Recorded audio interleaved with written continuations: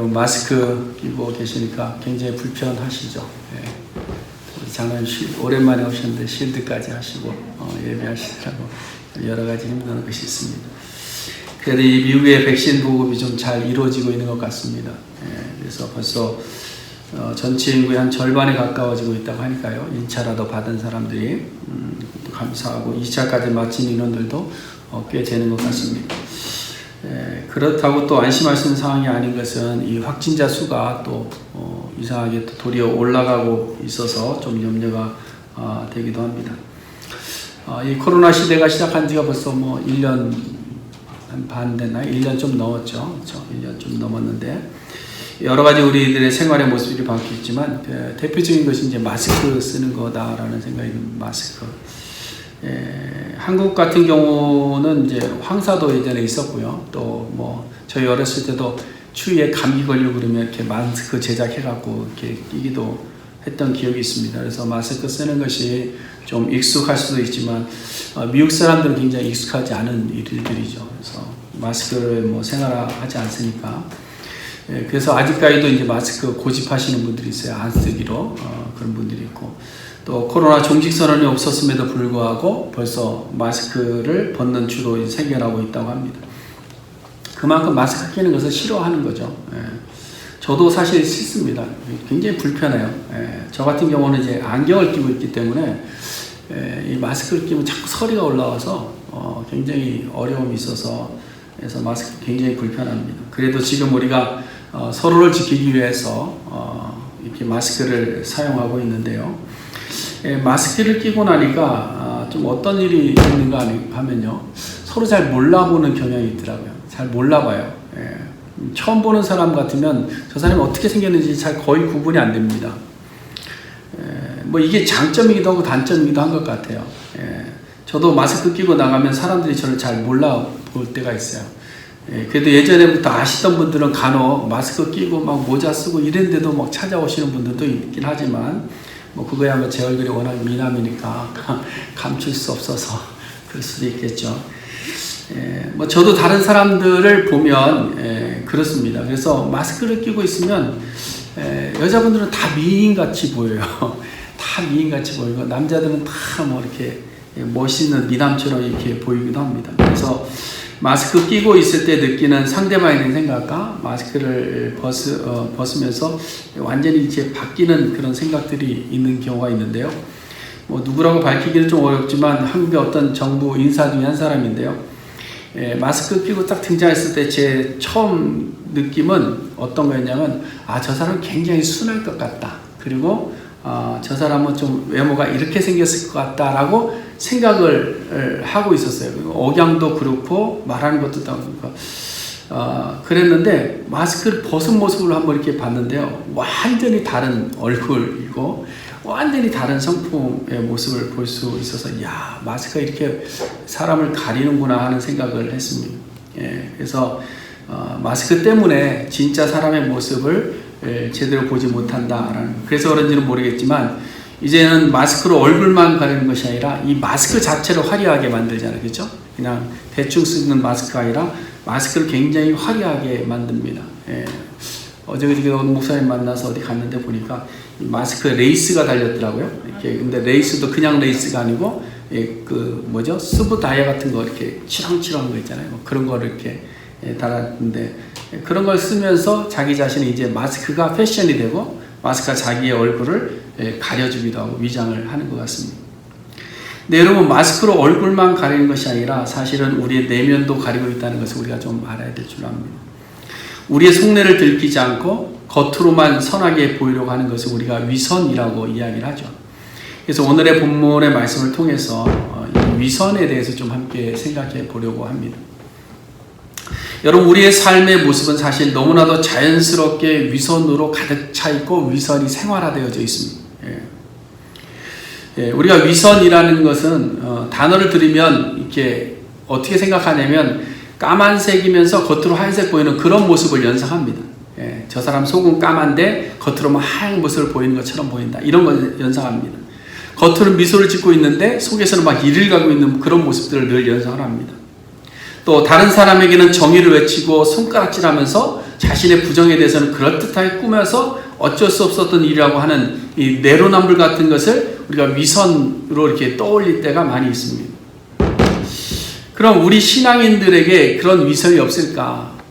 그런 꼭 악함이 아니라도 우리 속에 위선이 없을까? 앞과 뒤가 다르거나 내면의 모습과 겉으로 드러나는 모습이 다른 모습이 없을까 하는 거죠. 우리는 정말 하나님 앞에서, 사람들 앞에서 마스크를 쓰고, 아니 가면을 쓰고 있는 위선이 없는가 하는 것이, 위선이 없는가. 근데 성경에 보니까요, 위선적인 신앙인의 모습들이 많이 있더라. 많이 있더라. 여러분, 아벨을 죽인 가인 보세요. 가인. 가인이 신앙이 없었을까요?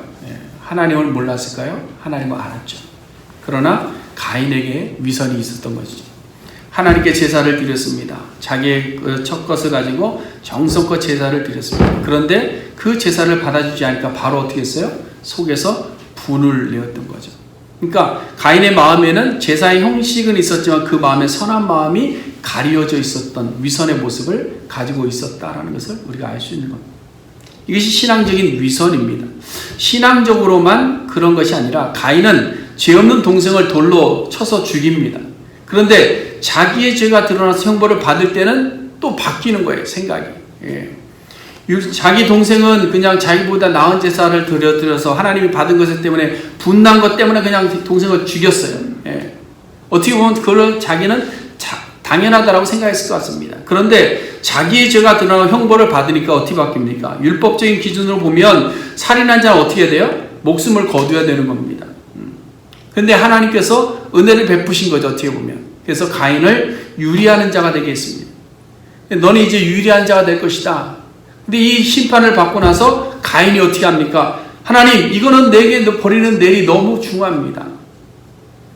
제가 한 행동에 비해서 너무 큰 죄를, 형벌을 주시는 겁니다. 이렇게 이야기하고 있는 거예요. 이것이 남에게는 율법이고 자기에게는 은혜를 강조하는 어떤 신앙적인 위선의 모습이 아닌가. 산상순에도 보면 예수님께서 많은 사람들이 마지막 때 예수님 앞에서 내가 주의 이름으로 선지자 노릇됐습니다. 내가 주의 이름으로 귀신도 쫓아냈습니다. 내가 주의 이름으로 권능도 했습니다. 라고 하는데 그들에게 뭐라고 했어요? 내가 너희를 도무지 알지 못한다. 그러면서 하시는 말씀이 이 사람들은 주여 주여 한다고 해서 다 천국에 들어가는 것이 아니다. 이 사람들이 다 주여 주여 하던 사람들 아닙니까? 이 사람들은 주의 이름을 강조하던 사람들이, 이 사람들은 주님의 계명을 따라 살았던 사람들. 그런데 왜 예수님은 이들을 책망하셨고 이들을 천국에 들어가지 못한다고 하셨을까? 아마 그들에게 씌워져 있던 위선의 마스크를 예수님께서 지적하고 싶었던 거예요. 여러분, 우리의 신앙의 목적은 천국이잖아요. 그렇죠? 우리의 신앙의 목적은 천국에 가는 겁니다. 그래서 우리는 그 천국에 들어가는 유일한 길인 예수 그리스도를 믿는 거예요. 그래서 그 믿음으로 우리가 천국에 들어가는 겁니다. 그리고 주의 이름을 부르는 자들은 다 천국에 들어간다고 분명히 말씀하셨기 때문에 우리는 주님을 외치는 겁니다. 그러다 보니까 예수님, 내가 예수님 믿습니다 라고 단순히 고백 한번 했다고 해서 나는 이제 천국 들어간다 라고 우리는 확신하더라고요.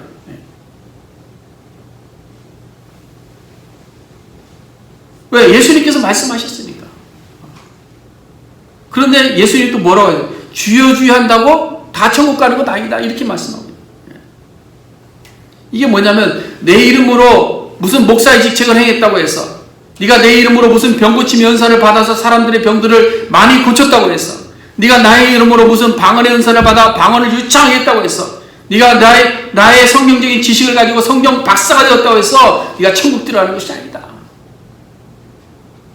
왜 이런 말씀을 하셨을까? 목사 되지 말라는 걸까요? 은사 구하지 말라는 걸까요? 성경 몰라도 된다는 겁니까? 아니에요. 직책이나 은사나 지식이 우리의 내면을 가리는 마스크가 되어서는 안 된다는 겁니다. 아무리 우리가 예쁘게 장식된 마스크를 꾸민다고 해도, 레이스 있는 마스크를 낀다 할지라도, 아무리 강력한 디펜스가 될 수 있는 그런 마스크를 착용한다 할지라도 하나님 앞에 갈 때는 그 마스크를 벗어야 된다는 사실. 그 마스크 뒤에 감춰져 있는 우리의 모습을 가지고 우리는 하나님 앞에 설 수밖에 없다는 사실.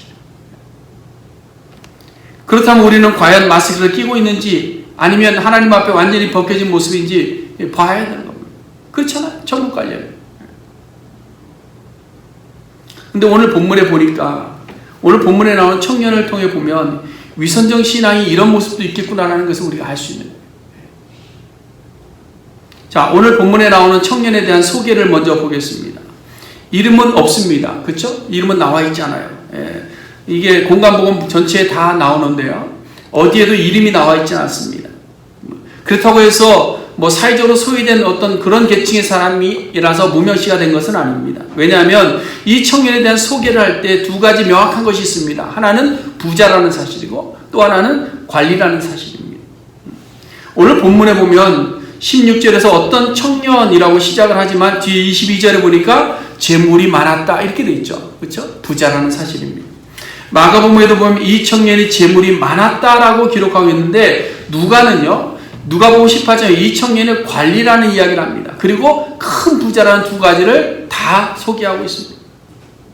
여러분, 당시 관리라고 하면 문자적으로만 보면요, 그냥 어떤 통치권자나 지도자를 이야기할 수 있습니다. 그런 단어입니다. 그러나 오늘 본문에서는 여러 관리들 중에 한 사람인 것으로 볼 때에 바리파에 속해서 사내들인 공회원의 의원일 수도 있고요. 아니면 종교적으로나 행정적인 일들을 시행하는 그런 관리일 수도 있는 겁니다. 이런 외적인 모습만 보면 이 사람은 어떤 사람일까요? 일찍 성공한 사람입니다. 일찍 크게 성공한, 그냥 성공이 아니라 아주 크게 성공한. 요즘으로 말하면 30대 나이인데 준재벌급이 됐고, 그 준재벌급인데 또 국회의원 직책까지도 아니면 정부 요직까지도 가진 그런 사람입니다. 이 정도 위치에 오르고 성공 반열에 오르면 사람이 어떻게 될까요? 어깨에 힘이 들어갑니다. 말이 좀 더 이렇게 예의 바르기보다는 아주 쉽게 말하는 그런 교만을 보일 수가 있습니다. 그래서 가끔 일찍 성공하신 젊은 분들을 만나보면 기본적으로 다른 사람들을 대할 때요, 굉장히 그 말에 자신감이 있고 좀 당당합니다. 근데 좀 도가 지나치면 만나는 모든 사람들 아래로 깔고 이야기하는 경우가 가끔 있어요. 저희 아내는 저보고 제가 착각속에 빠져서 그런 얘기 한다고 그러는데요. 가끔 어떤 목사님들 만나서 이렇게 이야기하다 보면 저분 굉장히 연세가 있으시고 굉장히 그런 분 같이 보여서 제가 이렇게 아주 공손히 대합니다. 그런데 나중에 와서 연배를 이렇게 따져보니까 나이가 저보다 어려요. 그래서 요즘 목사님 왜 이렇게 나이가 들어 보이지? 내가 동안인가? 막 이랬더니 착각이라고 저한테 늘 얘기를 하기도 합니다. 뭐 다 그렇지는 않지만 사실 조금 일찍 성공한 사람들을 이렇게 만나보면 교만한 자세들을 굉장히 많이 볼 수 있어요. 근데 오늘 본문에 나오는 이 부자 청년을 보면 그렇지 않았다는 거예요. 일찍 성공했고 물질도 많고 관리자임에도 불구하고 굉장히 겸손했습니다. 그것을 어떻게 할 수 있는가 하면 마가복음에 보면 그냥 많은 사람들이 지나다니는 길에서 예수님을 만나 그 앞에 꿇어 엎드린 사실을 증명하고 있기 때문에 그래요. 그러니까 예수님을 만나는데 어떻게 만나냐, 큰 사람들이 다니는 길에서 예수님을 만나고 그 예수님 앞에 무릎을 꿇고 질문을 하고 있다는 사실이에요. 이 부자인 관리가 이렇게 겸손할 수 없잖아요. 니고데모는 어떻게 했습니까? 다른 사람들 시선이 두려워서 밤에 몰래 예수님 찾아왔어요. 근데 이 사람은 사람들이 다 보는 큰 길에서, 그것도 관리의 직책을 가지고 있는 사람이, 그것도 지금 돈이 많은 큰 부자가 주류층에 있는 사람이, 그것도 경계의 대상이 되었던 예수님 앞에 나와서 엎드린다는 것은 굉장히 힘들고 어려운 일입니다. 그럼에도 불구하고 이 청년 부자는 예수님 앞에 큰 길에 나와서 무릎 꿇고 질문을 지금 던지고 있다는 거예요. 그러니까 굉장히 기본적으로 겸손한 사람이에요. 이 청년. 그럼 겸손하기만 하냐? 아니에요. 이 청년 부자는 이 성경적인 지식에 대한 열정도 굉장히 강했던 사람이에요. 여러분, 요즘은 성경 공부 그러면 누구에 대해서 공부합니까? 예수님에 대해서 공부합니다. 그렇죠? 예수님에 대한 공부가 가장 중요합니다. 그래서 우리는 예수를 알아야 돼요. 여러분, 그래서 우리가 성경을 읽으면서 예수를 자꾸 알아야 돼요. 예수.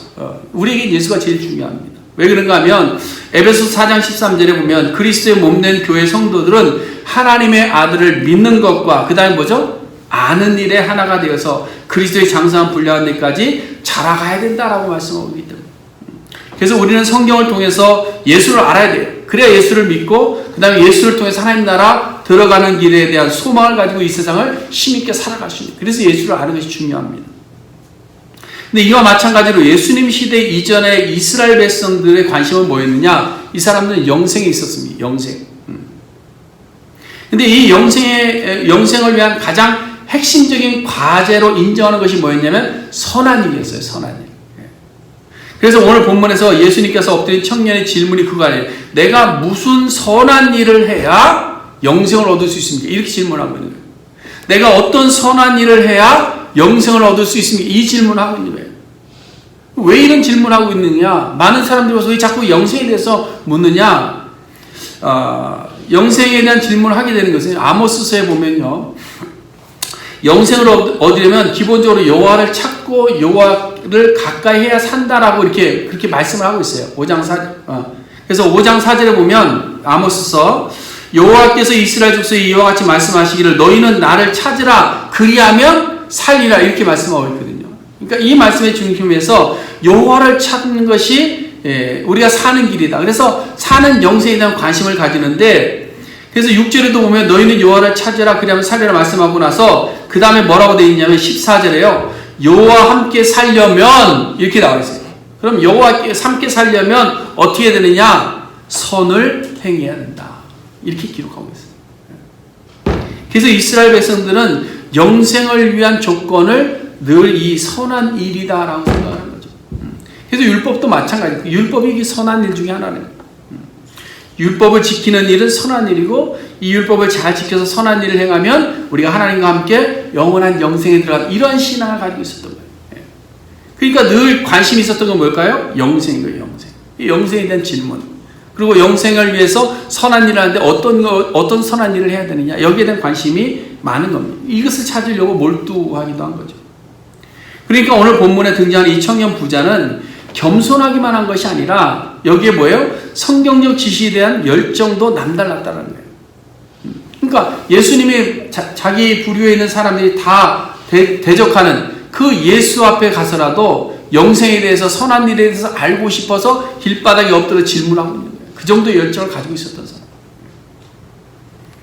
그러면 성경적 지식에 대한 열정만 있었느냐? 아니 그의 삶도 거의 완벽했습니다. 여러분 17절 말씀해 보시면 예수님께서 영생에 대한 질문을 받고 뭐라고 말씀하십니까? 계명들을 지켜라 이랬습니다. 계명들을 지켜라.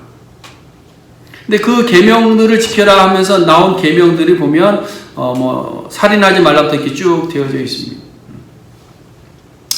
근데 보세요. 청년에 또 질문하는 계명을 지켜라 그랬더니 또 질문하는 것이 뭐냐면 영생을 위해서 그 계명들이 꼭 필요한 핵심적인 가장 결정적인 계명이 뭡니까? 이렇게 질문하는 거예요.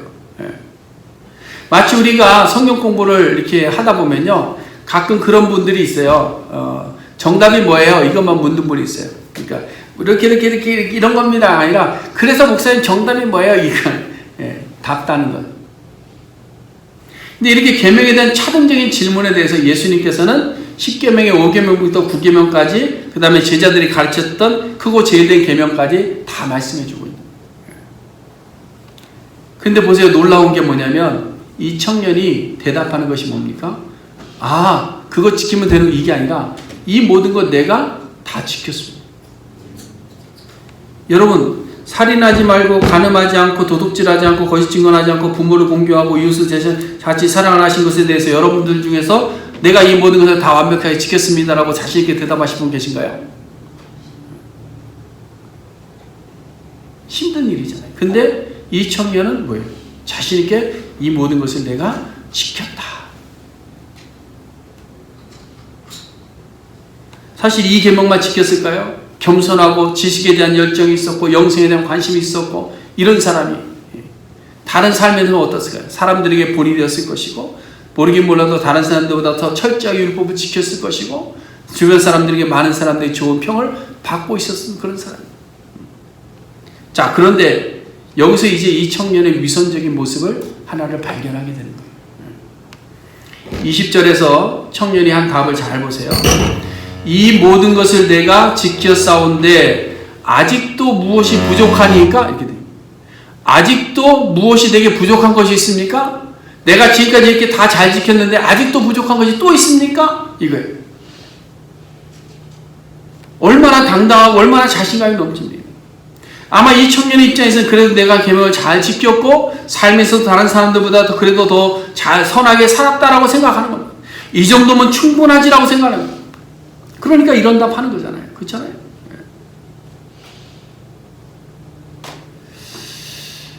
그러나 여러분, 이것이 위선의 마스크였다는 거예요. 이것이. 자, 청년은 자신이 이미 쓰고 생활하는 그 마스크가 너무나 익숙하기 때문에 나는 이 정도면 영생을 얻을 수 있고 나는 선하게 살았다라고 생각하고 있는 겁니다. 근데 예수님은 아시는 거예요. 네가 지금 또 위선의 마스크를 끼고 있다. 그래서 예수님께서 이 위선의 마스크를 가려져 있음을 깨닫게 하시려고 한 가지 제안을 툭 던져보시는 거예요.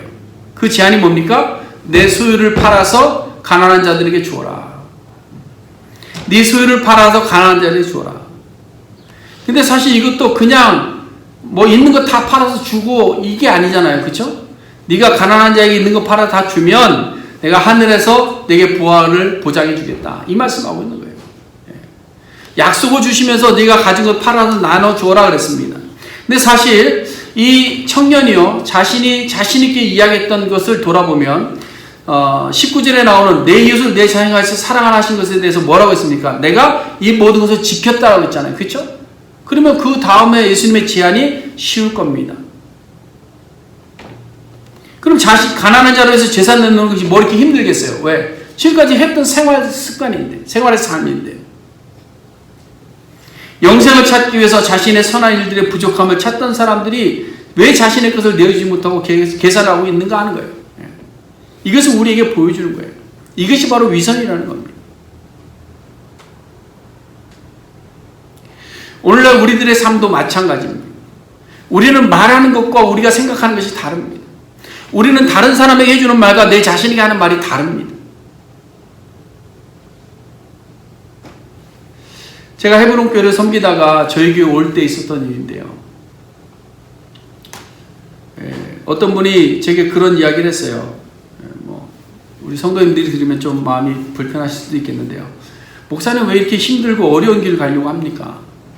좀 목회 현장이 좀 그럴듯하고 좀 좋은 데로 가시지 왜 이렇게 힘든 데로 찾아서 들어가려고 그러십니까? 저한테 그러셨어요.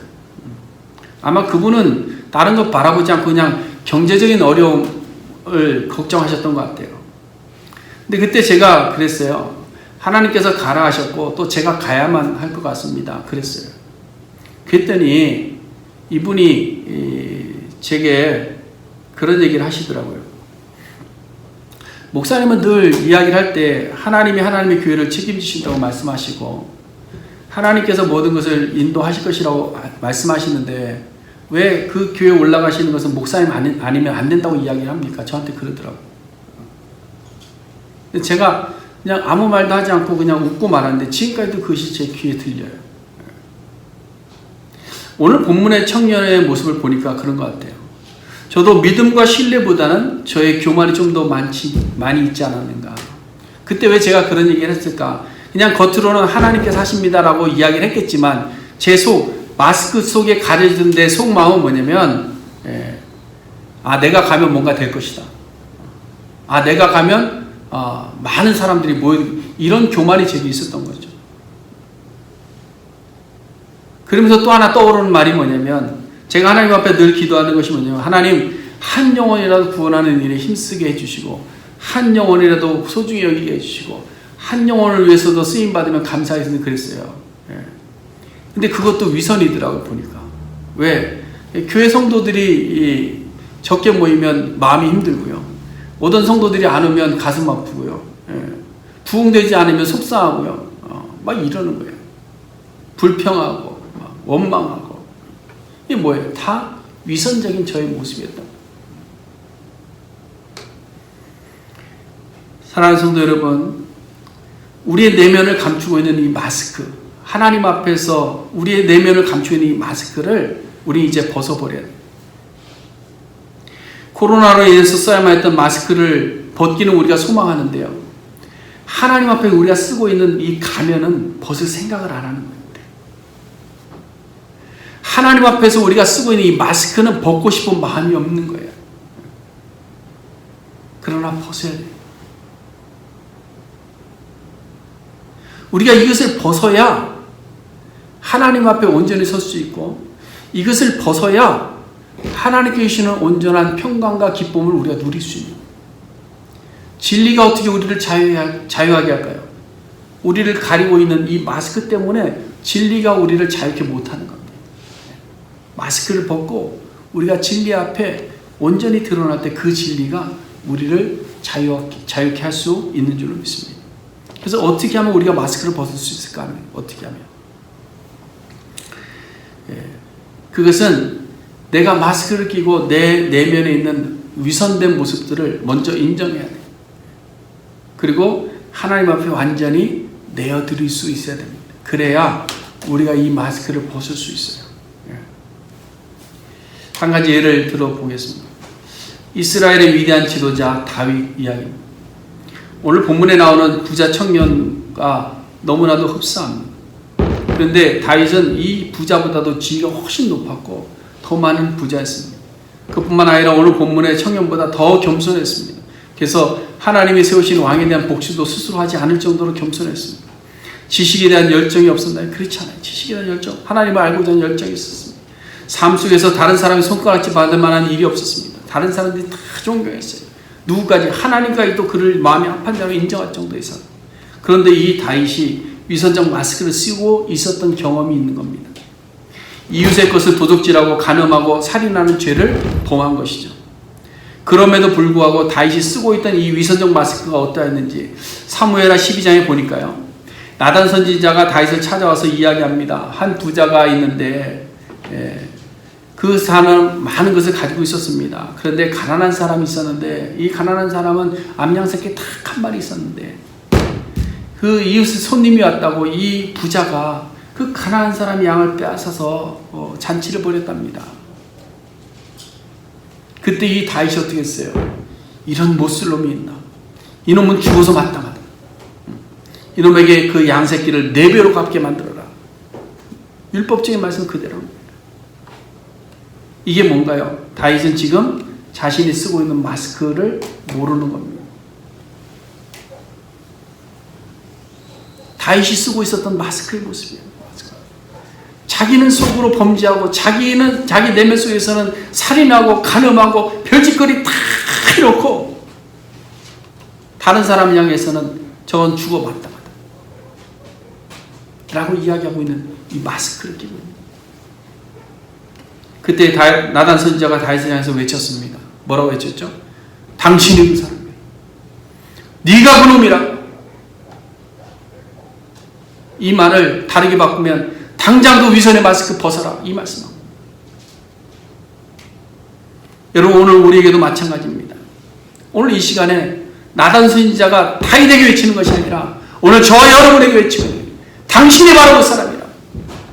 이제는 위선의 마스크를 벗으라고 우리에게 말씀하고 있는. 그럼 어떻게 벗을 수 있을까? 다윗처럼 하면 돼요. 그냥 다윗처럼. 인정하는 거예요. 자신의 위선의 마스크를 쓰고 있다는 것을 책망받았을 때 인정하는 거예요. 그래서 다윗은 철저하게 자신의 죄를 인정했습니다. 내면에 감춰있는 죄를 내려놨습니다. 그러면서 노래했죠. 나는 내 죄가를 안다. 내 죄가 항상 내 앞에 있다. 라고 고백했어요. 아니요, 하나님, 그건 내가 여차여차해서 어쩔 수 없이 그랬습니다. 이런 말 없었습니다. 맞습니다. 나는 내 죄가를 내가 압니다. 그 죄의 모습이 항상 내 앞에 있었습니다. 그러므로 우리도 마찬가지입니다. 우리가 말씀을 들을 때에, 성경이 우리의 감춰진 내면의 불신앙을 교훈할 때에 인정하는 거예요. 성경이 기록되어 있음에도 불구하고, 그거는 옛날 이야기니까, 나와는 상관없는 이야기니까, 시대적으로는 이해가 되지 않는 거니까, 내 마음속에서 받아들일 수 없는 거니까 라고 거부해서는 안 된다는 거예요. 그래서 다윗이 고백하기를, 하나님이여 내 속에 정한 마음을 창조해 주세요. 하나님이여 내 속에 정한 마음을 창조하시고 내 안에 정직한 영을 새롭게 해달라고 기도한 겁니다. 정한 마음이 무엇입니까? 정직한 영으로 채우는 것입니다. 정직한 영으로 채우는, 정직한 영의 인도를 따르기로 정하는 겁니다. 그럼 여러분, 이 땅에 정직한 영은 누굴까요? 오직 하나님 한 분뿐이십니다. 우리가 마스크를 벗을 수 있는 것은, 우리가 위선의 마스크를 벗을 수 있는 것은 하나님의 말씀 앞에 겸손해지는 거예요. 하나님의 말씀에 정직한 영을 우리의 마음에 심는 겁니다. 그리고 그 말씀에 순종해 나아갈 때 우리는 위선의 마스크를 벗어낼 수 있는 줄로 믿습니다. 이제 말씀을 정리해 봅니다. 여러분, 우리의 신앙이 완전하지 못합니다. 그렇죠? 완전하지 못합니다. 어쩌면 우리는 열심히 가면만 화려하게 만들어 착용하고 살았는지 모르겠어요. 직책에 가면 쓰고 레이스 하나 달고 지식적인 레이스 하나 달고 성경 공부 프로그램 이수증 하나 달고 무슨 증 하나 달고, 그래서 겉으로 보면 겸손하기도 하고 성경적 지식이 뛰어나고 열정도 있는 것 같고 삶의 모습도 하나님 뜻대로 사는 것 같은데 우리 안에 감추어져 있는 내면적인 불순종은 인정하지 않는 겁니다. 우리 안에 감추어져 있는 내면적인 자기 교만이 너무나도 큰 겁니다. 우리 안에 감춰져 있는 내면적 이기심은 인정하고 싶지 않은 겁니다. 우리 안에 감춰져 있는 의심은 인정하지 않는 겁니다. 그러나 여러분, 위선의 마스크 뒤에 감춰져 있는 이것을 인정해야 됩니다. 그래야 우리가 변합니다. 그래야 변해요. 그래야 우리는 믿음 안의 평강을 누릴 수 있게 되는 겁니다. 빌립보서 4장 6절 말씀에 아무것도 염려하지 말고 다만 모든 일에 기도와 간구로 너희 구할 것을 감사함으로 하나님께 아뢰라 그랬습니다. 여러분, 우리의 필요한 것을 누가 주시기 때문일까요? 하나님이 주시기 때문입니다. 그래서 하나님께 아뢰을 때 우리는 아무것도 내가 계산해내지 말고, 아무것도 내 스스로 판단해내지 말고, 아무것도 스스로 불행 가운데 저울질하지 말고, 아무것도 내가 스스로 수렁 속으로 나를 집어넣지 말고, 염려하지 말고, 오직 우리는 기도와 간구로 하나님께 구하면 되는 거예요. 그러면 하나님은 그리스도 예수 안에서 우리의 마음과 생각을 지켜주시다 그랬어요. 여러분, 우리의 천국은요 다른 데서 오는 것이 아니라 우리의 마음과 우리 생각에서 오는 거예요. 우리의 병이 다 어디서 올까요? 우리의 마음과 생각에서 오는 겁니다. 우리의 아픔이 다 어디서 올까요? 마음과 생각에서 오는 거예요. 우리의 불평과 원망과 불행과 서로 이렇게 손가락질은 어디서 올까요? 우리의 마음의 생각과 마음과 생각에서 오는 겁니다. 그래서 우리가 위선의 마스크를 벗는 것이 일체의 비결을 배우는 길입니다. 사도 바울이 일체의 비결을 배울 수 있었던 것은 자신의 모든 것을 내려놓고 위선의 마스크를 벗고 하나님 앞에 온전히 섰기 때문입니다. 그래서 마음에 근심하여 돌아가는 일이 없이 항상 우리가 기뻐하며 범사에 감사하는 삶을 살아갈 수 있는 것도 다른 것이 아닙니다. 우리가 위선적인 이 마스크를 벗어버리는 거예요. 여러분, 우리 신앙에는요, 한번 오늘 돌아가셔서 잘 생각해요. 내가 쓰고 있는 위선의 마스크가 뭔가? 위선의 마스크. 내 생각이 위선의 마스크일 수 있습니다. 내가 알고 있는 경험적 지식이 내 마스크일 수 있습니다. 그냥 내 이기적인 생각이 내 마스크일 수 있습니다. 아니면 내 욕심이 내 마스크일 수 있습니다. 벗어버려야 돼요. 그것을 벗어버려야 우리는 온전한 은혜의 자리에 나아갈 수 있게 되는 줄로 믿습니다. 그래서 우리가 육체의 마스크도 벗어버릴 뿐만 아니라 우리의 영적인 마스크도 벗어버려서 하나님 앞에 온전히 나아가서 우리의 마음과 생각에 늘 하나님의 은혜를 고백하며 감사하며 찬양하는 우리 모두가 될 수 있기를 주님의 이름으로 간절히 축원해 드립니다. 기도하겠습니다.